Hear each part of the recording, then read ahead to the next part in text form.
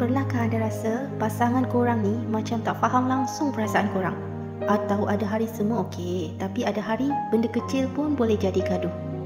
Sebenarnya, ini semua ada potensi kaitan dengan energi keserasian pasangan berdasarkan tarikh lahir anda dan pasangan anda. Contohnya kalau pasangan elemen api, sejenis orang yang cepat bertindak, bersemangat, dengan elemen air, sejenis orang yang suka fikir panjang-panjang, hubungan boleh jadi harmoni ataupun penuh dengan salah faham.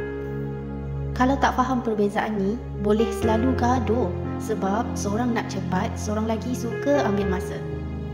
Jangan tunggu sampai hubungan ada masalah baru nak faham pasangan.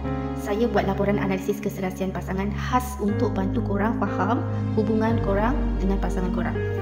So, siapa yang berminat boleh komen nak atau klik link dekat bio atau DM saya untuk dapatkan laporan keserasian anda dan pasangan anda berdasarkan tarikh lahir anda dan pasangan.